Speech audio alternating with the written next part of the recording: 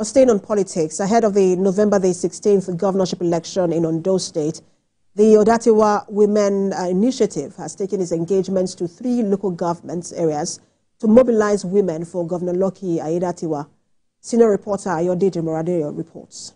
The Odatiwa Women Initiative began its engagement in Isua-Akoko, in Akoko Southeast local government area of Ondo State.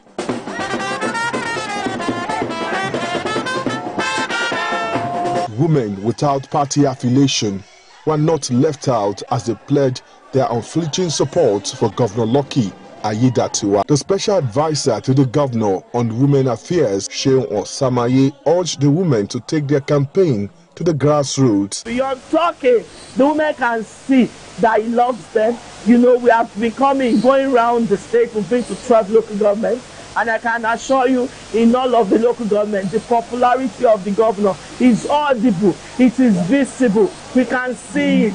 The women are showing it in their numbers. The team was also in Isua-Akoko to engage women in Akoko Southwest local government area of the state. The women unanimously endorsed Governor Aiyedatiwa and promised to engage in house-to-house campaign for the governorship election. The Odatiwa Women campaign ended in the ancient town of Owo, where the team paid a visit to the palace of Olowo of Owo. Some of the leaders said the massive turnout of women is a sign that the governor is loved by the people. We, our women, we started our door-to-door campaign in all the units and in all the wards in this our local government. And we believe come November 16, 2024, our Governor Lucky Aiyedatiwa will come out victorious. You can see the excitement, you can see the joy in us. We are so happy because we know he is doing well for us and he will continue to do well. We have assurance that our women will come out come November 16, 2024 to vote for the governor. They are going to show this love, not just identifying with him when he says come to this event, but also to show him at the ballot. The Odatiwa Women engagement is expected to move to other council areas in the days ahead. Ayodele, TVC News. Away from politics, let's turn to Benue State, where the National Assembly House Committee on Rural Development has commended the state's Rural Transformation Initiative. The chairman of the committee, Marcus Onubun, and members gave their commendation after an on-the-spot inspection and interaction with some rural dwellers. Isua-Akoko has details. The Commissioner for Rural Development and Cooperative, Joy Luga, Commissioner for Power and Transportation, Omali, leads the Deputy Chairman of the House Committee on Rural Development, Abdullahi Mohammed, and other members of the committee to visit some of the rural projects embarked upon by the Governor Alia's administration. During the tour of the projects, the committee had interaction with some of the rural dwellers who are direct beneficiaries of the projects, and they expressed their appreciation to the Governor of Benue State for the people-oriented projects. Before this project, erosion was coming to eat my house, but now I am rest assured that everything will be okay. There will be no erosion to affect my house. And therefore, I appreciate the Governor, His Excellency, for this project. We were so impressed, we were so happy to have this kind of project in the state here. We have not witnessed it anywhere within the state. This is the first project, so we are so happy.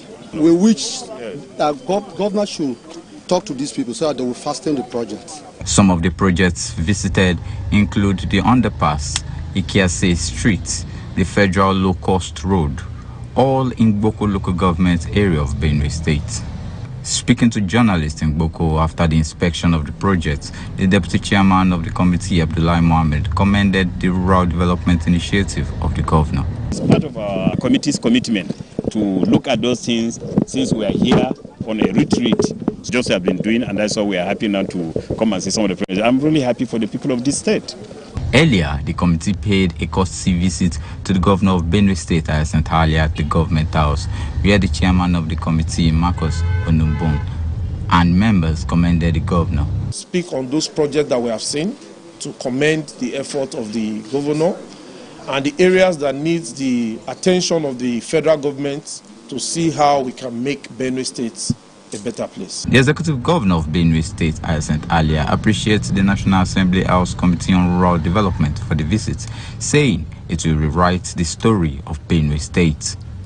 Mayowa Okwato, TVC News, Makodi. 1 month after President Bola Tinubu signed the 70,000 Naira New Minimum Wage Act, most states of the Federation and organized private sector are yet to take serious measures for its implementation. While workers across sectors are eagerly awaiting implementation, the organized labor wants the federal government to release the modalities for consequential adjustment for a smooth process. Senior correspondent Sharon Ijason has details. Low-income earners are one of the groups of persons eager to start earning the new 70,000 Naira minimum wage signed into law by President Bola Tinubu. Their expectations increased following the presidential assent to the new National Minimum Wage Act. I met with Siva Nosipeme, a private school teacher in Lagos, Nigeria. He tells me that life has not been easy for him due to the economic hardship in the country. According to him, he and other colleagues are excited and waiting eagerly to start earning the new national minimum wage. They should look into it. They should realize that this 70,000 Naira is only for government workers, federal, state, and probably local government area. Then what about other sector, the private sector? So they should set up a committee, to ensure, because it is a law and it's supposed to be binding on every organization, whether public or private. So they should set organization or a committee to make sure that this national minimum wage, which is a national law, is applicable, is applied to every organization. Out of the 36 states in the country, only Adamawa and Edo states have started paying the new national minimum wage to their workers. While other states have set up minimum wage implementation committees, others remain unperturbed about the development.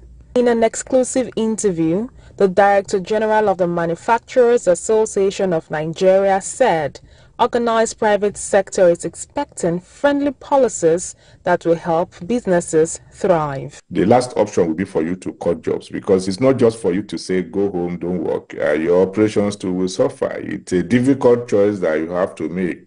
If the only option is to right size, as I would call it. I mean, you need all your workers. You have trained many of them. You have invested heavily on them. You need them for your production.